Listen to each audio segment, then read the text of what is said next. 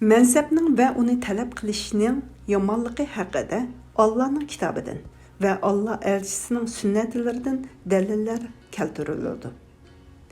Mansabning yomonligi haqida Allohning kitobidan dalil shuki, pok va buyuk Alloh sharafli Qur'onda ana shu oxirat yurtini yer yuzida cho'ngchilik qilishni va buzg'unchilik qilishni ko'zlamaydiganlarga xos qildik. Yaxshi oqibat taqvodorlarga mansubdir deb xabar bergan. Qur'on Karim 28. sura Qassis 83. oyat deb xabar bergan.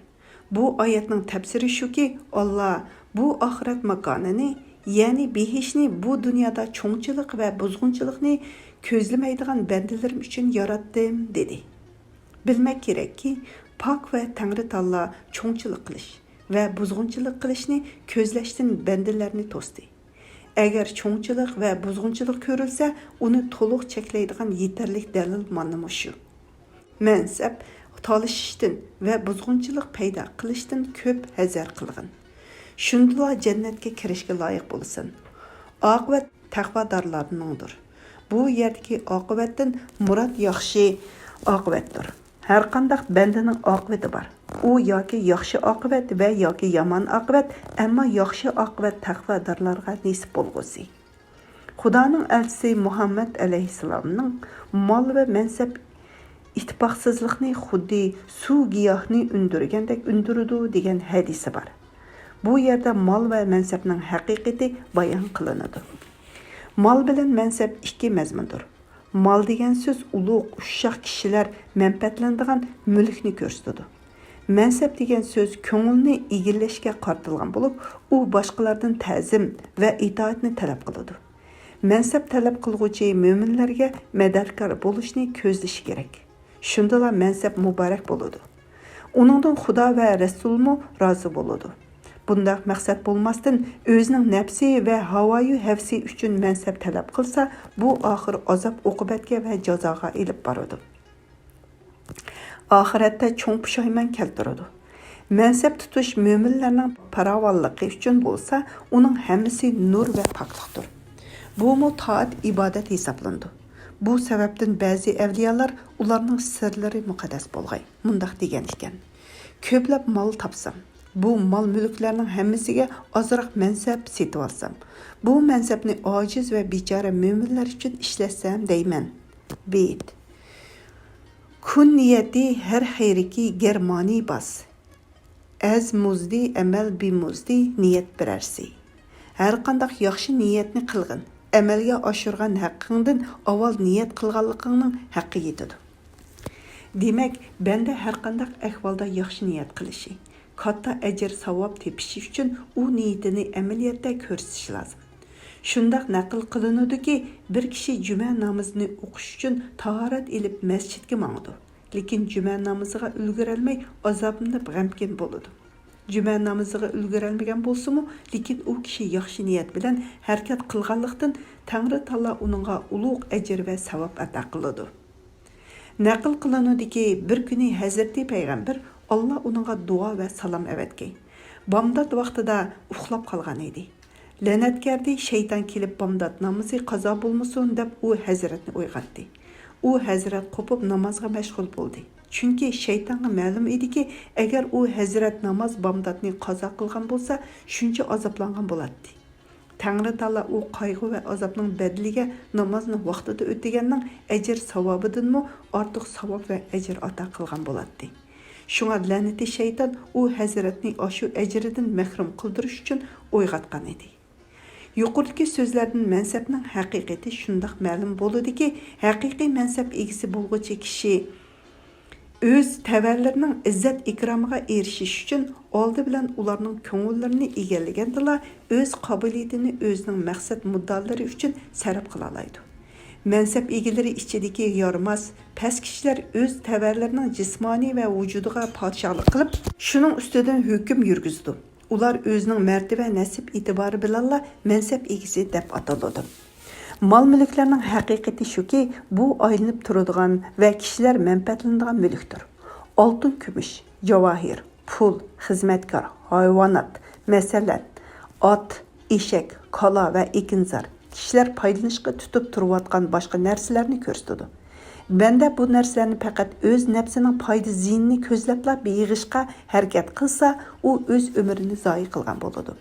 Agar shuni vosita qilib ma'naviy jihatda yuqori darajaga erishsa, olim bo'lsa yoki yuqorida aytib o'tilgandek u mol-mulklarni Tangri taoloning roziligi uchun sarf qilsa, bundaq mol-mulklar sharaflik va muborakdir. Shuni aytish kerakki, qo'li uzunlik bilan dunyo asboblarini yig'ish, necha kunlik o'tkinchi hayot uchun Xudoni unutib mol-mulklarni to'plash katta himmatlik darvishlar muqomida yo'q ish. Bet. Dila takey derin deyri mecazi. Küni manandi tiklan haq bəzi. Ey ko'ngil, bu mecazi dünyada qachongacha kichik bolalardek to'p tuproq o'ynaysan. Chunki bir kishi hamon oxiratga qarab ketayotgan turuqliq Xudoning roziligini o'ylamasdan butun tirishchanlik bilan mol dunyolarni yig'ishga yursa, unda kishini bu zamondagi to'pi o'ynab o'ltirgan bolalarga o'xshatishga bo'ladi. Saodatman va yiroqni ko'radigan kishilar shundoq bo'ladiki, ularning ko'ngillari tez zavol topadigan. Bu zamonning mollariga va makkar dunyoning turaqsiz davlatiga bog'lanib qolmaydi. Ular mo'minlarga manfaat yetkazish, musulmonlarni Alloh nazarida maqbulga erishtirish uchun shu qadar tirishchanlik ko'rsatadi. Hamisha bu dunyo oxiratning ekinzori degan qutlug' kalimani zikr qilib turadi. Beyt. Dar mazrai umri tuxmi nikui makar. Ta nami bar avari bani kukari. Hayat ekinzarga yaxshilik uruqini chashqin. Bu ishning nomingga yaxshilik keltirsin. Bendening qilgan har qanday ishlardan maqsad shuki, shu ishga kirishganda albatta uning sababidan foydaga erishish muloyiza qilingan bo'lishi kerak. So'zigichi Allohni ko'zlaydi. Bet. Rahatu ranj chun buvat guzaran. Ranj kash xohi rahati digaran. Zanki boshat bamazarai umid zanji u tuxmi rahati javit. Rahat bilan japa o'tkazguchidir. Mayli boshqalarning rohati uchun jabo chekkin. Buningdan umid ekinzorida sening chekkan jabolaring mangulik rohatning urug'i bo'lg'ay. Umidvor darvishlar va oxirat yo'lidagi suluk ahlining hamisha ko'zlaydigan husullari dard alam, talab va maqsadlari g'am qayg'udir. So'zligichi Allohni ko'zlaydi. Bet. Bejayi har sari mubar tani man badsat nashtar. Agar xoli zidardi do'st xahim yaksari mura. Agar do'stim qilchilik darddan xalos bo'lganlar bo'lsa, beshimning har bir tuki badanimga yuzlab nashtar bo'lib sanchilsimu roziman.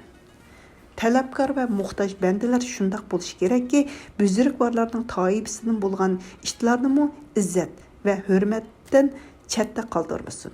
Chunki avliyolar peshvosi, murshidlar yetakchisi Hazrati Xoja Bahoul haq badin, uning sirlari muqaddas bo'lg'ay. Ning munojatlarida mundaq deyilgan. Meni bir qancha yilgacha hayvonlarning xizmati va parvishiga buyurdi. Hatto bir itga iltijo qilib hojatmanligimni esor qildim. U itdan men haqida qilgan bir mungluq nolni angladimda qo'limni ko'tarib amin dedim. U it put-qo'llarini havoga ko'tarib nol qilyotdi.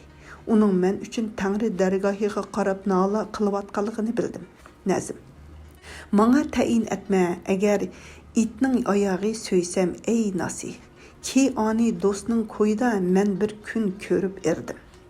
Pak ve büyük Tangri bütkül hayvanat ve o'simliklarni o'z dargohining muhtojlari haqida munojatga keltirishga qodir.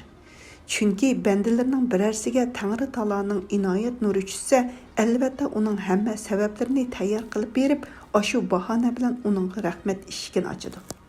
Hazreti Hacet Obul Qasim Gurgani. Bu isim Farsça birinci, ikinci nusxalarda Haca Ebul Vehvahi deyilgan. Tekrar neşrida Araplarning eng komili Haca Ebul Vehva deyilgan. Uning sirlari muqaddas bo'lganining ruboiyatlaridan bir necha ruboiy fiqining hasbi holimga muvofiq edi. Shunga tabarruk bilib bu ruboiylarga yezildi. Ruboiy. Ey siri tu dersin ey her sahip ras. Peyveste derd rahmeti tu ber hemme bas. her keske bedergahi tu ayet beniyaz, mehrum zi dergahi tükey gerdet bas. Ey siringe haq sin'ayi sahip ras, daim hemmege rahmetin işkidur bas. Mehrum qaçan yanğusi dergahingdin her kimge qılur dergahinga ecru niyaz. Rubai. Ber nefsi xudara çe zulüm kerdim besyar. Ber efvi tu kerdim itimadı geffar. Fermane tu ez halık kerdim likin ber veffi iradeti tu gerdim hemmekar. Öz nefsime gerçe zulüm kıldım deysiyar. Akıbeti effinge kılurmen ihtimat ey geffar. Fermanınga gerxla kıldım lekin sen kılgan üçün irade kıldım hemmekar. Rubai. Ahmet ber men hayali unim şeyban. Güftem ki nisar paye tus in dilucan. Güftaçe dilu çanki turab mülki kucazet asad beşet sahavet ezmali kesan.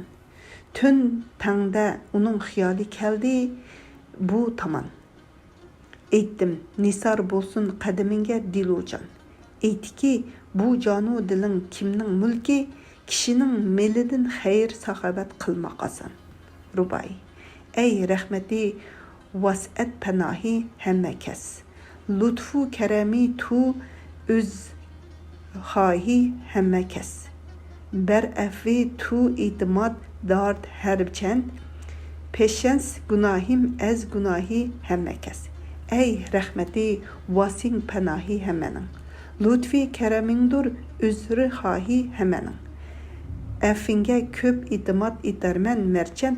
Yok cürmü günahimce günahi hemenin. Rubai.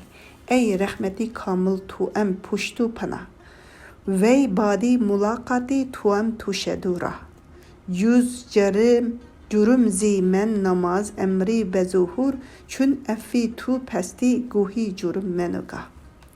Ey rahmetu mihrindur puştu panahim. Büyükni ilip kelse şamal kuvvetli canım. İşimde günahtın özgisi hiç bulmadı sadır. Bir dane saman men bastı tağlarca günahim. Rubai. Bigane zi ihlasumu ez takvadur. Daim biferebi mekru şeytan mağrur. Serta pa günahu isyanu fucur. Lekin tu kerimiyu rehmiyu hefur. İhlasıdın irur men ki yiraq takvadındır. Daim şeytan feribi birle mağrur. Baştın ayağım günahu isyanu fucur. Lekin sen kerim settaru hefur. Rubai. Der seni keski derdi pinhaneş nisin. Çün zinde nemayen u veli caneş iznisin. Rev der telemkün dertiske hiç güne dermaniş nisin. Her kimnin dılıda ger derdi pinhani yok. Körünsü mu gerçe tirik lekin cani yok. Yür derdini talep kıl. Hemme nusxularda bu yerki söz küçürülmey kalgan. Şundak dert bolsun ki hiç dermanı yok. Rubai. Dert eset çu deru sen'i merdi sedef. Ruh eset çu bekru sureti cismi çu kef. Ez cunbişi mevcut kef telif kert velik. Derya nişi verdi cunbişi mevcut telef. Dert öldü çudur. Sen'i mert öldü sedef. Derya kebi ruh irur misli kefu kef. Cunbiş mevcidin talep bulgusilik. Derya bulmaz cunbişi meviç ile telef. Rubai. Miskinu namara diyu derdi güzün. Ba miskinananu dert mendan işin. Derman mütlebi dert becu ey miskin kanra netvani tu keyya bin. Miskin bul. Namuzadu hem esru hazin. Dert ehli bile musahip ol ey miskin. Derman talep etme istegilu derdu elem. Bu bulmayın ani tapmağındır beyek. Rubai. Her nakşuki derdu ezim hesti tost. Ez dedeni hişubet mesti tost. Meydanki saadati tu der merdu cihan, dert meskenetu tavazu pasti tus. G'amkinga makan bulg'uchilarning o'zi sen. Eng qadri buyuk go'ya mastana ko'zi sen. Meydana saadatingdur her iki cihan, azizsen, yükseksen, baxit yulduzu sen. Rubai. Xurrem dil anki derdi yari daret. Vaz şadid her du kevan ari daret. Bu Mısra Parisçe 1-2 nusxalarda bu rubayının 4. mısrası bulup kelgan. Ni dai ki mülkü diyari daret, bazilatu fahru ixtirahi daret. Hoş ülke dilida derdi yari bolsa, kemneyin ferahlikidin ari bolsa, ne davaye mülkü diyari bolsa, fahriga bazilatu iftihari bolsa. Rubai. Madem ki müştagil bikari bedeni, ma umuru esiru bende-i nefsu teni. Pa peste perencere sife hayati rahim der qitre çe vücud muhatemini. Bizler ki beden işinin damıga düşken, tenning eseri nefsinin permanıga düşken, bağlaqda yamanlıq zenciride putlarımız biz tekti vücud ihtimhanıga düşken. Rubai. İn gusavu in derdu bederman nedehem. Vin fetqir beşahi söylemen nedehem. Erzan nehizide em in kutru fena çiziki giran huridem erzan nediyem. Bu derdu gamimni nige dermanga birey. Fakrimni nidin mülki Süleyman'a birey. Bu fahru fenani olmap idim erzan, kıymet alıp irdim nige erzanğa birey. Rubai. Nabud şev ey doski buduş hoş nisit. Fir'abin sıfat xiş stüdet hoş nisit. Çün hestiyu kibriya xuda derdbes çiziki nidariş navaduen hoş nisit. Nabud ol. Ey dost, bar olmak hoş emes. Fir'abin kebi özünü aşırmak hoş emes. Çün hasirti kibriya xudanın durbes, yok nersige kusillap urmak hoş emes. Rubai. Biçaravu namaradu dilrişim. Nadaniyu ecri hadret amet kişim. Xudra bekudam xislet kuduhuyum. Derviş ne hak payı her devrişim. Biçare ben namrat g'irib dil xasta. Acizu nadan kilimen heyran hasta. Ne xislet üçün dey özümni men derviş emes dervişnin haka payı men peste. Rubai. Tedbiru tesirruf beguzar ey derviş. Beguzaru bekari sazgar ey derviş. Zira ki beti beri tu diger neşidev, taqdiru fezayı kirdigar ey derviş. Tedbiru ilaç ketti ütüp ey zahid. Sezmestirla işler ketti pütüp ey zahid. Taqdiri qazanın işidir barca ona bulmaz yine özge tedbirini kütüp ey zahid. Rubai. Malu hüneri gerçe nedarem derdest. Ba fehra bezasem ki mera takır hoş est. Endişe çara künüm zi bibergi hiş ger hiç nedarem çutu daren hemme haset. İlkimde yoktur gerçe malu hünerim. Yoksuzluk kesbimdir pikirlik pahrim. Yok bolsumu hiç nimem mening barlığımdır sen. Yoksuzluğumga şuna yok pervayımı fikrim. Rubai. Çün medari tu hamilai yaru tu bud. Bimenati tu xuda nigahdari tu bud. Andem ki kalem nevşit asari tura andem ne tu buduyu ne asari tu bud. Yarınga senin hamildar boldu ana. Minnetsiz ana boldu xuda puştu pana. Sen yok, seningdin eser yok. Çağda taqdir qalimi yezip qildi esiringni bina. Rubai. Biku şuşi bende aqlu can mi baxsh. Sami'u besaru nutqi ravan mi baxsh. Key talibe rahmet tu gerdet mehrum çün bitalab anca bayat an ve nibəxşi. Odamga talabsizla aql ham jon bəxish etdi. Ko'zni-yu quloqni ham nutqi ravon bəxish etdi. Qandaqmu labkorni rahmatdan itar mahrum, keraklikni talabsizla bizga oson bəxish etdi. Hazreti Mavlevi uning sirlari muqaddas bo'lg'ay. Farzandlarga va muridlarga qilgan vasiyatlarda bu ruboyini keltirgan ekan. Ruboyi.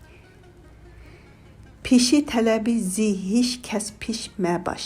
Çün mərhumə mum başu çün niş məbaş.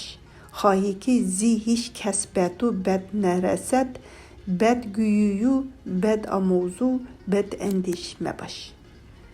Ger ilgirkilik ister isen piş ölmə. Bol mərhumə mümdəki çün niş ölmə. Deysən kişidin zərru yamanlıq körməy, bədgüyü, bəd amuzu, bəd əndişə ölmə.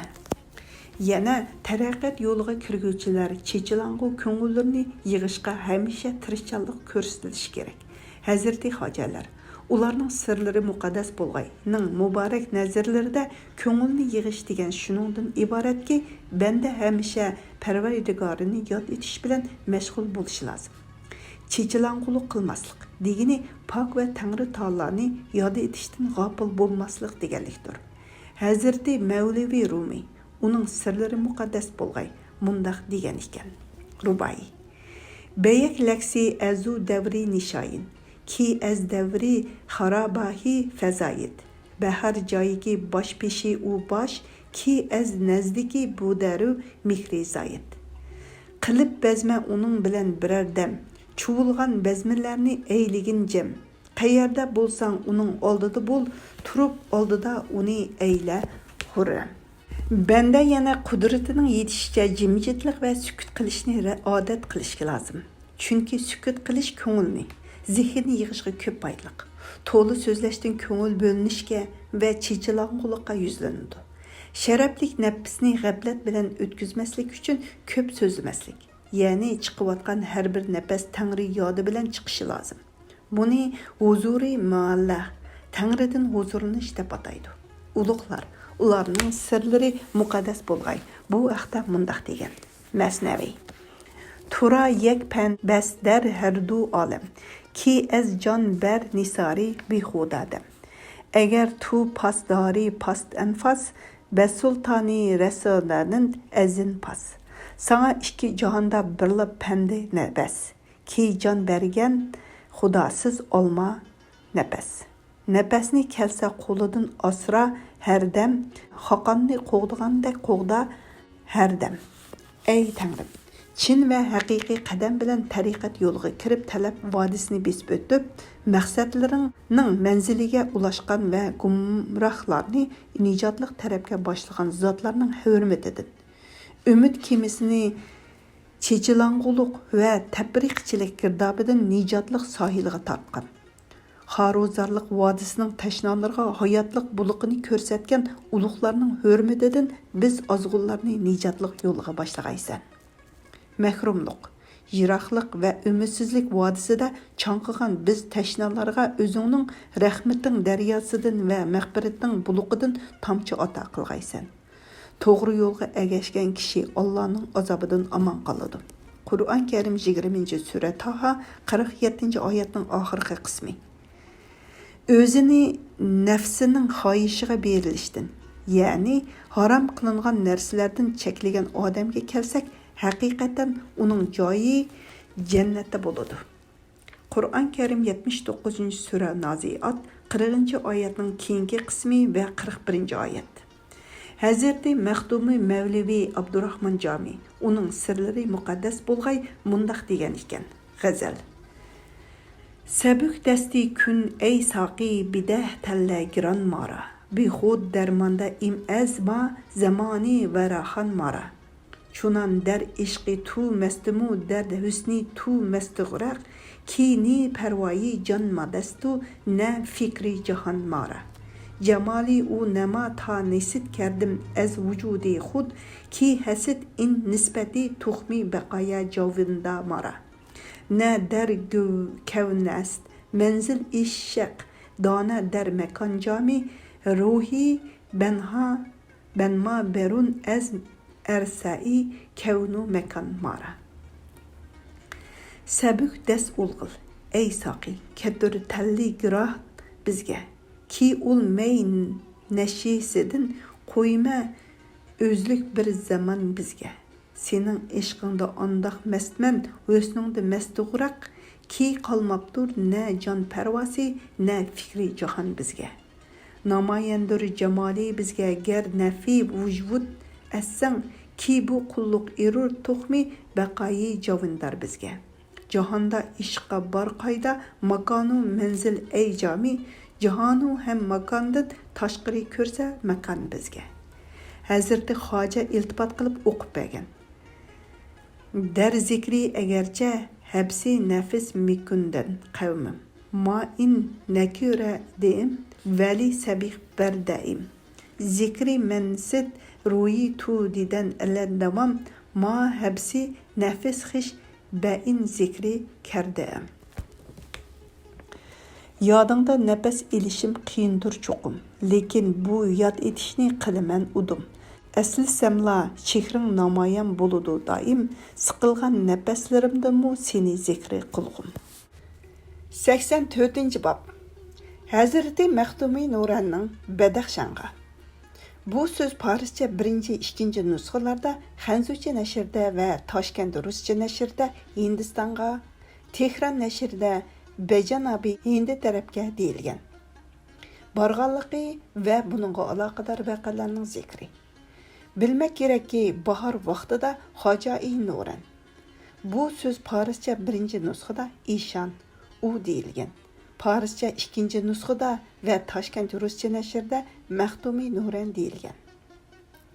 Onun sırları muqaddas bolğay. Bədəxşan yolu bilan Hindistanğa qarab yo'lga chiqdi. Xan vidalashish uchun 7-8 kun yo'l yurib Shahnaz daryosi. Bu isim Parisçe 1 nüsxada Şəhbaz deyilgan. G'ijabadi, amma Paqir Aqsuda edim. Bu baxtdan mahrum qaldim. Paqir Aqsudan qaytib kelgan chaqda xon bu ahvolni naql qilib mundaq aytib berdi. Hazrati Xoja bilan vidolashib, uningdan Fatiha duo iltimos qildim. Muborak qo'llarini duoga ko'targanda arz qilib, agar iltifot qilsalar, avval Mirza Haydar haqida Fatiha o'qisalar.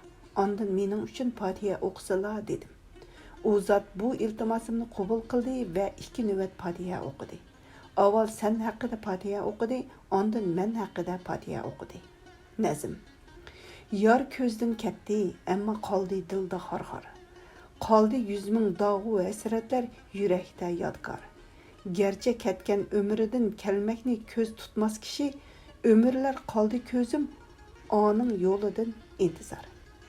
Aşı vaqtda billi bo'lganlar shundaq rivoyat qilib berdiki, xon necha manzilgacha Hazrati Xojaga hamroh bo'lib bordi. Xonning ko'ngli borgan sari yumshab ketadi. Xoja so'z qilgan vaqtida xonga shundaq yig'i ulashatdiki, bahor bulutidek ixtiyorsiz yosh to'kib yig'laydi. Bu yig'i xonga hol ishki tillari bilan bu sen bilan mening ayrilish vaqtimiz. Qur'on Karim 18-sura Kafif 78 oyatning bosh qismi degan oyatni o'qib o'tadi. Buningdan keyin yana didorlashish qiyomat kuniga boqiy qolgan edi. Beyt. Yar qasidi qatliman daran batihi intiqdat. Herkes az şami ecel tersat men az rozi bidat. Qaslidi yar o'ltirishga ayrilish tig'i bilan 7 boshimga ecel şami pirax kuni bilan. Çünkü bu xonga oxirgi qitimliq didorlashish, yana uchrashishga zotla ishonch bo'lmagan ilojisiz ayrilish edi. Uning g'am g'ussasidan xonga ashundaq ahvol yuzlangan edi. Shunda qilib Hazrati Xoja Hindistonga keldi. Hindistonning boshlanishi Kabul va Lahor. Lahor hozirgi Pokistondagi qadimiy shahar, sharqiy shimoldagi Ravi daryosi vodisida. Qadimda Luvarana deb atiladi muharrirdan. Bo'lib Kamran Mirzaga tava edi. Kamran Mirza Hazrati Xojani Lahorda turishga tovanchiklik bilan shuncha iltimos qildi. Ammo Hazrati Xoja, men Baldurla Babur podshoning huzuriga berishni niyat qilgan edim. Әмді Babur podsho vafot bo'lganligi munosabati bilan Humayun podshoga ko'ngil aytishim va uning huzurida Babur podshoga ta'ziya bildirishim lozim. Qaytib kelgandan keyin bu iltimosingizni qabul qilaman deb Hindistonning poytaxti Agra hozirgi Hindistonning sharqiy shimolidagi shahar Jumna daryosining o'ng qirg'og'iga to'g'ri keldi. Muharrirdan viloyatiga bordi. Humayun podshomu Hazrati Xojaning sharafli qadamlarini tabarruk bilib intayin izzat va ikromlar bilan oldiga chiqdi. Shu chaqlarda Shayx Pul. Bu ism farscha birinchi nusxada Shayx Puhul deyilgan. Otliq bir hindistonlik paydo bo'lgan ekan. Humayun podshoning g'arobiyat ilmiga ko'p moyilligi bor ekan. Duo, talak va sehr, tahsir ishlariga haddidan ziyoda qiziqdi ekan. Şuna Shayx Pul shayxlik libosini kiyib podsho bilan ko'rishganda duolar va mehr ishlari haqiqiy maqsadlarga yetish bilan zish munosabatlikdir. Hatto haqiqiy maqsadning o'zidir deb ifoda bildirdi. Podshoning mijoziga uning so'zi mos kelganlikdan Humayun podsho darhol Shayx Pulga murid bo'ldi. Uning ustiga Mavlana Muhammad Parg'ari mulla edi. Lekin o'z nafsi manfaati uchun botil ish bo'lsa-mu, qadam qo'yadigan diyonatsiz, pastkash odam edi. Shunga Shayx Pul Mavlana Muhammadga peshkashlarni qilib iltimoslar qildi. Shu sababdan Mavlana Muhammadmi podshoni duolarga va sehr ishlarga targ'ib qilishga harakat qildi. Uning bu xo'shamati podshoga xo'sh yoqdi-da, podshohda Shayx Pulga nisbatan to'liq e'tiqod paydo bo'ldi. Bu vaqalar bo'lib necha vaqt o'tgandan keyin Peqir podshoning mulozimatiga bordim. Bu vaqa keyin pot yaqinda zikr qilinadi. Podsho o'zining piri Shayx Pul haqida shuncha ko'p so'zlagan bo'lsa-mu, Peqir uningdan duoxolik va sehrgarlikdan o'ziga biror narsani his qilmadim. Buni bir Alloh biladi. Humayun podshoning Shayx Pulga murid bo'lganligi ochiq ma'lum bo'ldi. Mavlana Muhammad hatto podsho boshliq hamma tobiy botlar Hazrati Xojaning mulozamatlarga berishga so'zlik qilyotdi. Holbuki podsho boshliq hammalarining Hazrati Xojaga avlod muridlik aloqalari bor edi. Bu vaqtdan keyin Hazrati Xojaning nurliq ko'ngillari boshqacha bo'lishga, nafratlanishga boshladi. Lahordan o'tish vaqtida Kamran Mirzaga qaytganda Lahorga kelib turg'aymiz deb va'da bergan edi. Shu va'daning taqozosi bilan Agradan kattaovat shahar Lahorga qarab yo'lga chiqdi. Humayun podsho va hamma vazir amirlari ko'p yolvorib iltijo qilgan bo'lsa-mu, lekin Hazrati Xoja qabul qilmadi. Shunda qilib Lahorga keldi. Bu tarixning Hijriya 943-yili. Hijriya 943-yili, milodiya 1536-1537-yillarga to'g'ri keldi. Bo'lgan chaq edi. Peqir Hazrati Xoja kelishdan ilgariroq Lahorga kelgan edim. Shunga Hazrati Xojaning oyoqlarini tavob qilish sharifiga erishdim. Shu kunlarda Hazrati Xojaning go'har chashquchi muborak tillaridan tushimda ko'rdimki, bir ulug' daryo paydo bo'lib, bizdan keyin Agrada va Hindistonda qolganlarning hammasini ilib ketdi. Biz ming tashvish bilan orom qutuldik deganligini ko'p qitim anglagan edim.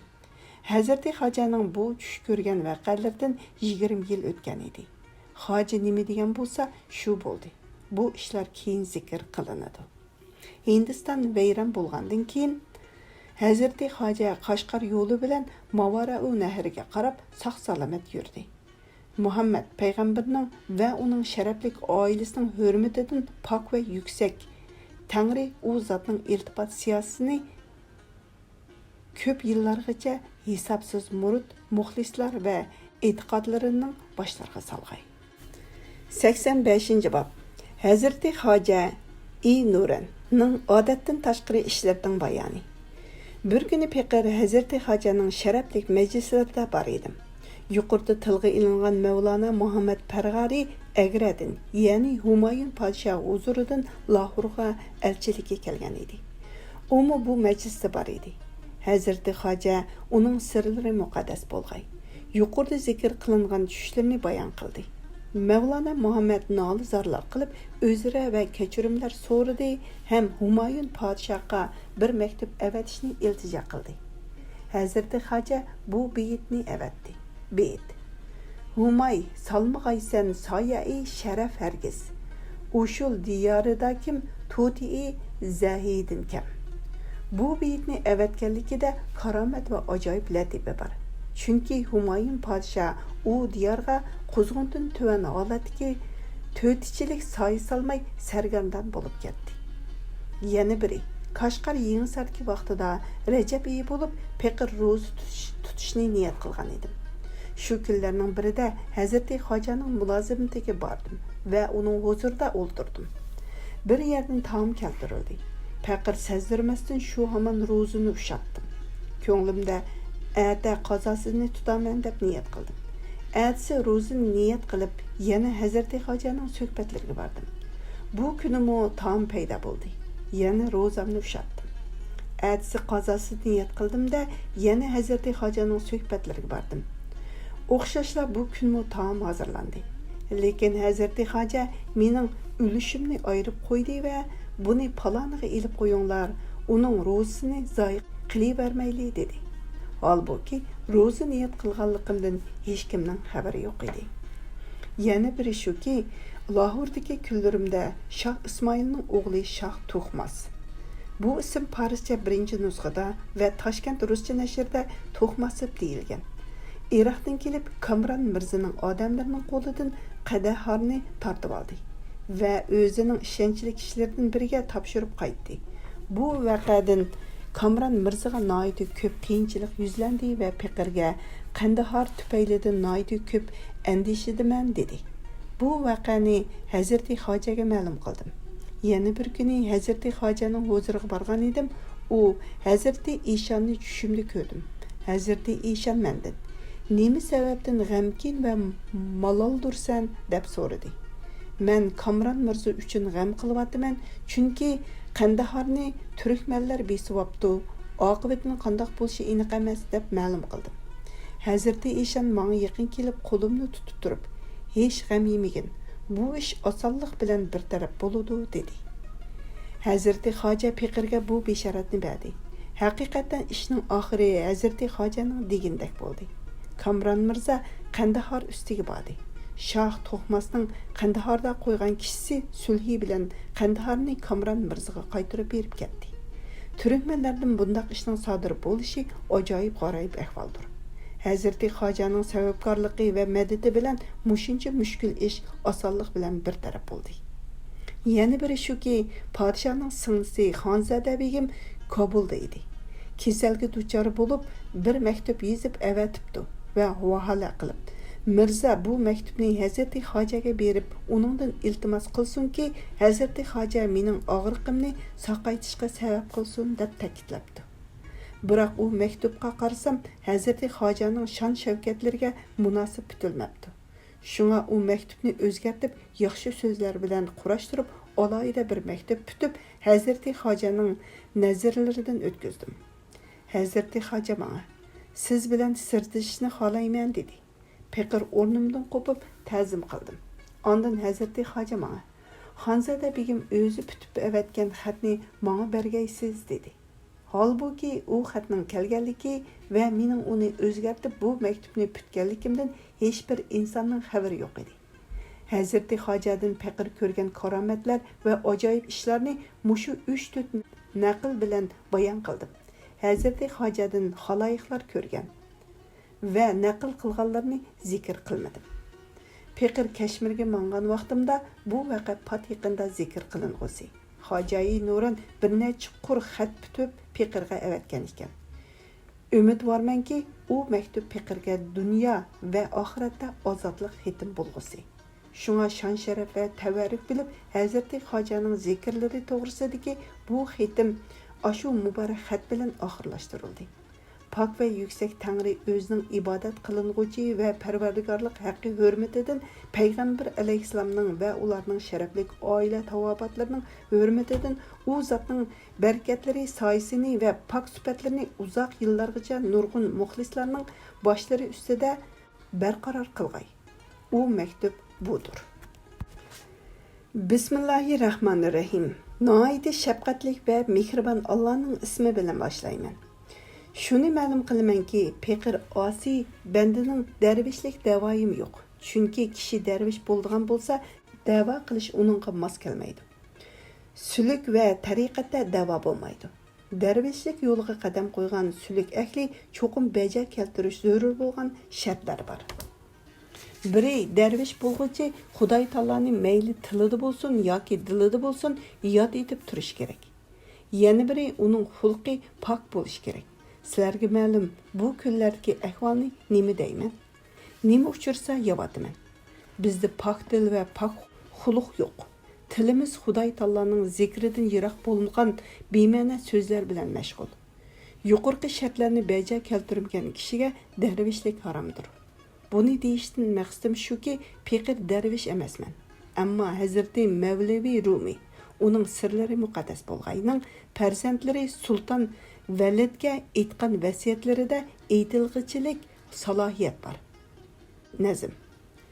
Beyik lafzi azu davri nishayin ki az davri xarabiha fazabit. Behar joyi ki boshi peshi u bosh ki az nazdiki budan mehr zoid. Qilib bezma uning bilan birardam, chuvilgan bezmilarni eyligin jam.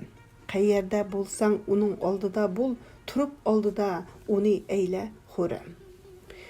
Peyqir bende dervişlerinin sözlerini naql keltirib Meyli molla yoki derviş bo'lsin, kimki dervişlerinin sözleriga ve Allah yo'lidagi zotlarning nasihatlariga amal qilsa, dunyo va oxiratda manfaat topqusidir. Chunki so'zlig'ichining ahvoliga emas, so'zning qimmatiga qara degan so'z bor. Hazreti Mavlavi Abdurrahman Jami vafot bo'lgandan keyin uning takisining ostidan bir muncha qo'lyozmalar chiqdi. Ularning birida mundaq yozilgan ekan. Biz ba'zida Xudoy taoloni yodiga olmaydigan hech qanday inson yo'q. Uning Xudoy taoloni ko'ngliga keltirganligi boshqa bir haqiqatdir. Har qanday kishi irsiyat jihatda bu to'rt mazmunga bog'liq bo'ladi. Uning birinchisi qismanlik bo'lib, u o'zining haqiqiy yo'qlikdan borliqqa kelganligini biladi. Ikkinchisi mangulik mavjudlikdir. Mavjudlik erki kishining o'z qo'lida emas. Agar kishining o'z ixtiyori bo'yicha bo'lganida edi, u mangu yashab yo'qolmagan bo'ladi. Uchinchisi, barliq imkoniyatlik yaratilgan mavjudotlarning ahvoli yuqorqidek bo'ladi. To'rtinchisi, her narsa yo'qlikdan bor bo'lgan ekan, demak uni bor qilgan yaratquchi bor. Bu to'rt mazmun har bir yaralg'uchining bir yaratquchidan dalolat beradi.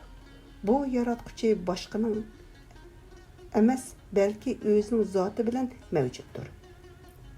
Yana yaratilgan mavjudotlardagi o'zining mavjud bo'lishi uchun zarur bo'lgan sezgi, aql, ishki tashqi dunyo va boshqa barliq cheksiz bitmas ne'matlarning hammasi shak shubhasiz yagona va ulug' Alloh taoloning in'omi va ihsonidir. Buni to'nib yetgan kishiga odam yaxshilikning quli degan maqol bo'yicha Alloh bo'lgan bir jaziba shaydolik paydo bo'ladi.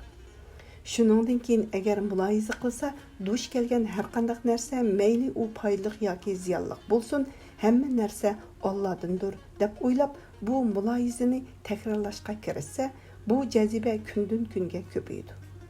Bargan sari texnik kuchaydi va mumkinat yaralg'uvchilar olimiga ko'ngilning moyilligi ajazlaydi. Allohdan boshqasidan ko'ngli uziladi. Agar muloyiza qilinsa, insoniyat o'zining tug'ma xususiyati bo'yicha lazzatlanishdan xoli emas. Lazzat moyillikqa bog'liq. Moyillik bo'lsa mukammal va mangulik bo'lishni taqozo qiladi. Chunki ko'ngil vaqtliq, ya'ni yo'qoladigan narsalarga bog'lansa, u narsa yo'qolganda ko'ngilga qayg'u yuzlanadi. Bilsinki, mangu zavol topmaydigan va oxirlashmaydigan kamolat egisi, ulug' va yuksak fazilatlik Alloh taolodir. Chunki haqiqiy go'zallik, yaxshilik va ezgulikning hammasi Alloh taologa mujassamlashgan. Bendada zohir bo'lgan har qanday yiqimlik va suyimli kamolatning hammasi haqiqatan ulug' va fazilatlik Alloh taoloning go'zal, komil va tangdoshsiz husn jamolining va cheksiz ihsonning sho'lisidir. Chunki mümkinat o'zining ma'lum chek-chegarasida mavjud bo'lib, uningdan qalqisila yo'qoladi. Yo'qoladigan shayda kamolat sifati bo'lmaydi. Mümkinatda zahir bo'lgan har qanday kamolat mutlaq besim holatiga kamolat emas. Uning ustiga bu kamolat zavolliq va yo'qolish holatidir. Har kishi bu mazmunni bilsa, shaksizki uning haq Taologa jazabisi va moyilligi texmo kuchaygusidir. Chunki muhabbatning ko'zlaydigan nishoni go'zallik va yaxshilikdir. Bu ikkili sifat Hazreti Tangri Taoloning sifatidir.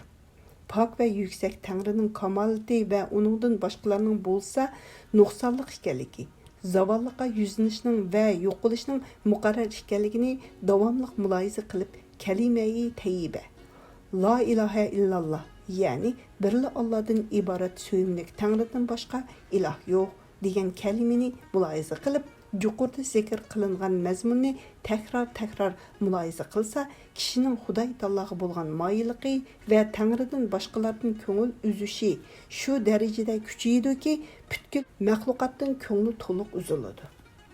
Xudoy Taolodan boshqalarni butunlay unutadi. Agar kishi bu mazmunni bilgandan keyinmi bu holat yuz bermasa, bu uning yuqoridagi mazmunlardan birasiga e'tiqod qilmaganligining alomatidir. Yoki uning tabiatidagi insoniy parlaqlikning yo'qolganligining bishoratidirdiki, shu tufaylidan u kishida bu ahvollardan ta'sirlanish qobiliyati yo'qdir. Xudo saqlasinki, bundaq toifa go'yo chahar pay qatorda bo'lib, ular chahar paylarga o'xshash ulardanmi battardir. Qur'on Karim 25-sura Qur'on Furqat 44-oyatning oxirgi qismi. Ular gerçi bu olamdan iman bilan kessimu, lekin tabiatida qobiliyatdan asar bo'lmaganlikdan u olamda o'z axloqiga mos holda hayvon surtib qopidi. Bu haqda Hazreti Payg'ambar Alloh uningga duo va salom avatgayning aytgan hadislar bor. Mushu yerga kelguncha Hazreti Mavlevi Jamining so'zlaridir. Endi boshda aytilgan 4 mazmundan bayon qilaylik. Hazreti Mevlevi Cami aytib o'tganidek, ba'zida Xudoy Taoloni yodiga olmaydigan hech qanday odam yo'q. Xudoy Taoloni yodiga olmoq boshqa bir haqiqatdir. Chunki zikr qilishdan murod Xudoy Taoloni esga olishdir. Ammo buning bilan yetarli bo'lmaydi. Chunki musulmonlar emas, kofirmi Xudoy Taoloni yodiga keltirdi. Biroq bunday yodiga keltirish bilanla kishi darvish bo'la olmaydi. Agar Xudoy Taoloni esga olish bilanla darvish bo'ladigan bo'lsa, bozordagi kishilarning hammasi darvish bo'lishi kerak bo'ladi. Holbuki ish undaq emas.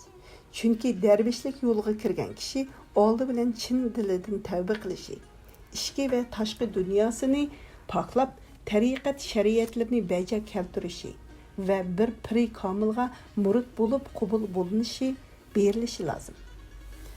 Tariqatning mashhur suluklari ichida talabkorlar orasida 3 yo'l bor. Bu 3 yo'lning birinchisi zakat, poklik yo'li. Bu yo'lda Hazreti Payg'ambar Alloh uningga duo va salom avatgayning so'zlari bo'yicha hamma zikrlarning eng afzali kalima-i tayyibadir. Hazreti Payg'ambar Alloh uningga duo va salom avatgay. Bu vaqtda zikrlarning eng afzali bir Allohdan boshqa iloh yo'q degan kalimadir degan. İkincisi qurbat, yaqinlik bu yo'lidir. Bu yo'lga kirganlar tangdasiz Tangrini o'xshi va misli yo'q deb bilib, uni butkul maxluqlarning ahvollaridan tashqari deb to'nigan holda uning dargohiga yuzlanish kerak. Tangriga shundoq yuzlanish kerakki, butkul olamning parvarishkori bo'lgan Tangridan iborat pok zotdan o'zgisini esga keltirmaslik lozim. Ammo bu intayin mushkul ishdir. Bundaq bəxt müyəssər bolğan saadətmən bəndə muraqib Allah'ın yaqin kişisi deb atıldı. Üçüncüsü rabita, alaqa vasita bu yoludur. Bu yoldakilərinin çırayı turğuğa qarab, o kişini görüş bilanla Tanrı Taolo əsga düşüdü. Bu aşu kişinin Tanrı Taologa daim yüzlənganliginin mübarək peshonisidagi alomatidir. O kişi Tanrı'nın cahannama əynigi bolğandək, onunla yüzleniş bilanla Tanrı Taolo yadımızga düşüdü. Muraqibə, yaqinlik degan so'z vazn jihatda mafaila degan turdagi so'z bo'lib, bu turdagi so'zlar ma'no jihatda ikki taraflamalikni taqozo qiladi. Yana banda Tangriga muraqib yaqin bo'lsa, Tangrimi bandaga muraqib bo'lgan bo'ladi. Allah'ның yaqin kişileri içinde yeni bir kısım kişiler var ki, ko'rinishda ularning piri yetakchisi yo'q. Ularni Üveysi deb ataydi. Hazreti Peygamber aleyhisselam Tangri uningga duo ve salam evetkey Üveys fa qarani. Allah uningga rahmat qilgayni o'zining iltifot olqinida ve merhamet soyisida g'oyibani tutib parvish qilgan. Üveys qarani An Hazretning hayotlik vaqtlarida bor edi. Ammo An Hazret bilan ko'rishish ham suhbat bo'lish sharifiga erisholmagan edi. Kunlarning birida An Hazret Allah uningga duo va salom evetkey.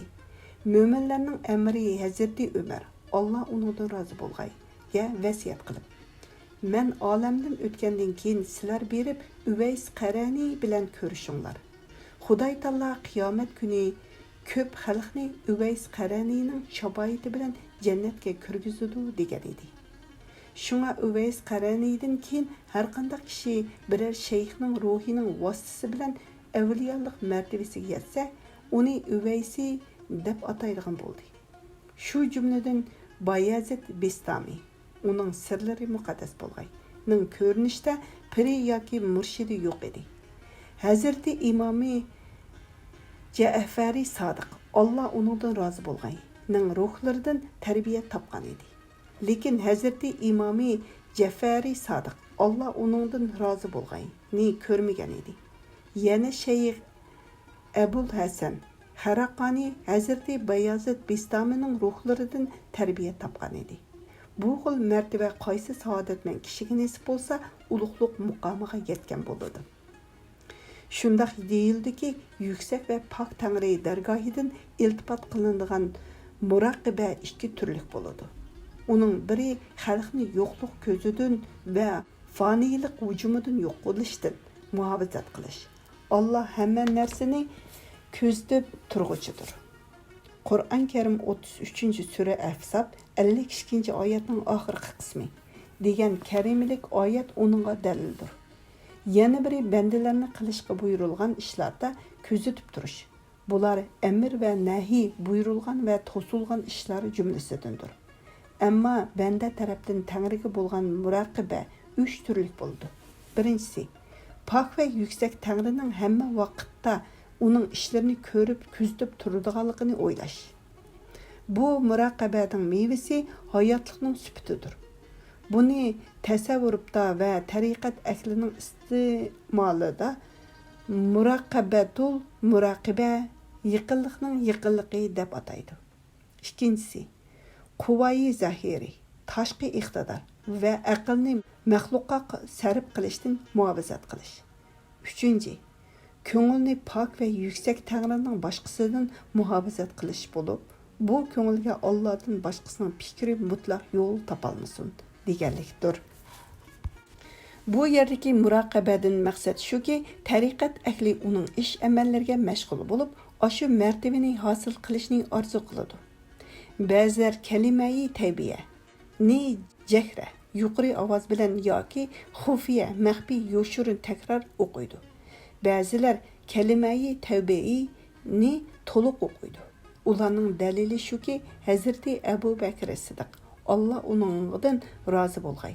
Bu vaqtda men oldingi kalima jumlani hargiz ikkinchi kalimadan ayirib aytmadim degan ekan. Shunga bizning hojalarimiz bu kalimani to'liq aytishni ixtiyor qilgan. Tariqat ahli yuqorida bayon qilgan mazmunlarga amal qilmasa bo'lmaydi. Tariqat ahlining nazarida bayon qilmoqdan amal qilmoq a'lodir. Shundaq bir tamsil borki, shekarning ismini har qancha atgan bilan toki shekarni yemigicha eg'iz tatliq bo'lmaydi. Yana bilmek kerakki, Xudoy taolo bandalarni ikki xil usulda parvish qilibdi. Ba'zilarini peqirlik yo'lida parvish qilibdi, yana ba'zilarini boyashatlik liboslar ichida parvish qilibdi. Bu ikki xil yo'lning har biriga hadislardan dalil isbotlar ko'p. Bu so'z asnosida Hazreti Musa alayhissalomning munojiblari haqidagi qissa esimga tushdi. Shundaq naql qilinadiki, Hazreti Musa alayhissalom munojat qilib, "Ey Parvardigorim, do'stlaringdan birarsini menga ko'rsatgin" degan edi. "Ey Musa, palon yerdagi vayronaga borsang, do'stlarimdan birini ko'rsan" degan javob keldi. Hazreti Musa alayhissalom u vayronaga berib qarasa, bir piqir kishi miskin va xarob holatda yetibdi. Yana, "Ey Tangrim, do'stlaringdan yana birini ko'rsatgin" deb munojat qilgan edi. Palon dargohga borgin deb nido keldi. Hazreti Musa alayhissalom u dargohga borsa, tashqirday yosavullar turibdi. Kelgan borganlarni podshohlarcha rasm qoida bo'yicha ko'rgizib o'tibdi. Hazreti Tangri Taolodan, "Ey Musa, mening do'stlarimdan biri mana shu" degan xitob keldi. Hazreti Musa Alloh uningga duo va salom avatgay. Yana munojat qilib, "Ey Parvardigorim, bir do'stingni shuncha piqir va ojiz, yana bir do'stingni shuncha yuqori mansab va martabali qilibsan. Bu hikmatingdan ajablanib qoldim" degan edi. Yana u do'stimning salohiyati va yaxshiligi piqirliqda edi. Shu sababdan uni piqir qildim. Agar uni boyashat qilgan bo'lsam, uning diliga buzuqlik, yomonlik yuzlangan bo'ladi. Bandalarimning holini men eng yaxshi bilaman deb xitob qildi. Mecburi piqirlik ixtiyori piqirlikdan afzaldir. Mecburi piqirlik shuningdan iboratki, Xudoy Taolo bandiga piqirlikni loyiq ko'rganlikdan uni piqirlik yo'lga sapdi. Banda har holda shuni bilsinki, dunyo asboblari, oltin, kumush qatorliqlarning hammasi tirikchilik uchun lozimdir. Bu jihatda uning ziyni yo'q. Bu haqda Hazreti Mevlevi Rumi uning sirlari muqaddas bo'lg'ay o'zining Masnaviy nomli asarda mundaq degan. Nazm. Çesit dünya ez Xudo g'afil shudan. Ni qumashu nuqratu fazandu zan. Her ne g'afil qilur haqdan ushul dunyo erur, na zanu farzandu simu nuqravu kala erur. Agar dervishga Süleyman payg'ambarning mol-mulklarini bergan taqdirdimi, uningga bog'lanib qolmaydi. Bundaq ahvolda bu mol-mulklarning uningga hech qanday ziyni yo'q. Shu jumladan Hazreti Shayx Majiddin Bag'dodiy uning sirlari muqaddas bo'lganining safarlari uchunla har yili 200 ming tilla xarajat qilinadi. U ko'ngilni Xudoy Taolodan boshqasiga tava bo'lishdan muhofazat qilish kerak. Chunki oxirgi nijotlik, mangulik baxt va adabiylik martaba shuningdan hosil bo'lg'usidir degan. To'g'ri yo'lga ergashgan kishi Allohning azobidan omon qoladi. Qur'on Karim 20-sura Taha 47-oyatning oxirgi qismi. Parvardigorning oldida so'roqqa tortilishdan qo'rqadigan, o'zini nafsining xohishiga berilishdan, harom qilinadigan narsalardan cheklagan odamga kelsak, haqiqatan uning joyi jannatda bo'ladi. Qur'on Karim 79-sura Naziat 40-oyatning keyingi qismi va 41-oyat. 86-bob. Hazreti Maxtumi Hojai Nuranning zikrlarining tugalmasi va bu ig'ir ishqa yangilik bilan kirishganligimning o'zrisi. Garchi Hazreti Hojai Nuranning zikrlariga til so'zish bu fiqrning haddim bo'lmasimi, lekin so'zning muriti va tartibi munosabati bilan Hazreti Hojai Nuranning zikrlarini qilish zarur va lozim bo'lib qoldi. Buning ichidagi tariqat bayonlari va suluk adiblari haqidagi mazmunlar u zotning silsila kitoblaridan naql qilindi. Fiqrning u so'zlarini to'plagandan boshqa munosabatim yo'q. Hazreti hojalar ularning sirlari muqaddas bo'lgan. Ning kitoblaridan shundoq ma'lum bo'ladiki, zikr qilish yo'li 3 xildir. Bular zikri qalbi, ko'ngilda zikr qilish, zikri xufiya, yo'shurin zikr qilish va zikri jahri, yuqori ovozda zikr qilish qatorliqlar. Olamning xo'jasi Hazreti payg'ambar Alloh uningga duo va salom avatgay. Hayat vaqtida ulug' sohibilar ichidan 2 kishini o'zining shaxsiyatlarining taxtida o'ltirg'izdi va sabohlardan to'lisini shularga vahola qilgan edi. Zikri qalbini imomlarning haqiqiy afzallari Hazreti Abu Bakr Siddiq Alloh undan rozi bo'lgay, ga topshirgan edi. Zikri xufiyani taqvodorlarning imomi, Tangrining g'olib yo'lvisi Hazrati Ali ibn Abu Talib Allah uning tüpaylidan yaxshilik ato qilg'ayga topshirgan edi.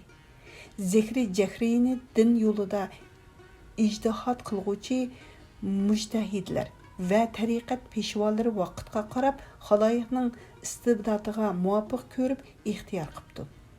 Olamning xo'jisi Hazrati Payg'ambar alayhissalom Allah uningga duo va salom avatgay, ba'zi maxsus vaqtlarda yuqori ovozda ta'bir etgan, yuqori ovozda zikr qilgan. Zikri jahri shuningdan boshlangan. Xuddi heyit etdiginida va boshqa bir qancha xos vaqtlarda yuqori ovozda ta'bir aytilganidek. Hazrati İmam Abu Yaqub Yusuf. Bu ism Farscha 1-2 nusxalarda Abu Yusuf Yaqub deyilgan. Toshkent Ruscha nashrda Xoja Muhammad Yusuf deyilgan. İbn Ayyub Al-Hamdani. Uning sirlari muqaddas bo'lgan. Ning ham maqomatlarida jahonning xo'jisi Hazrati Xoja Abdulxoliq G'ijduvoniy mundaq so'zlarni yozibdi. Bu zikr boshda Hazrati Muhammad Mustafa Allah uningga duo va salom avatgay. Ning ko'nglidan Hazrati Abu Bakr Siddiq Allah uningdan rozi bo'lganining ko'ngliga yetdi. Hazrati Abu Bakr Siddiq Allah uningdan rozi bo'lganining ko'nglidan Hazrati Salman Faras Allah uningdan rozi bo'lganining ko'ngliga yetdi. U zotning ko'nglidan Hazrati Qosim ibn Muhammad ibn Abu Bakr Siddiq Allah uningdan rozi bo'lganining ko'ngliga yetdi. U zotning ko'nglidan Hazrati İmami Jafari Sodiq Allah uningdan rozi bo'lganining ko'ngliga yetdi. Uningdan Arablar sultoni Hazrati Bayezid Bistamining sirlari muqaddas bo'lganining ko'ngliga yetdi. Uningdan Hazrati Shayx Abu Ali Farmadi Tusining ko'ngliga yetdi.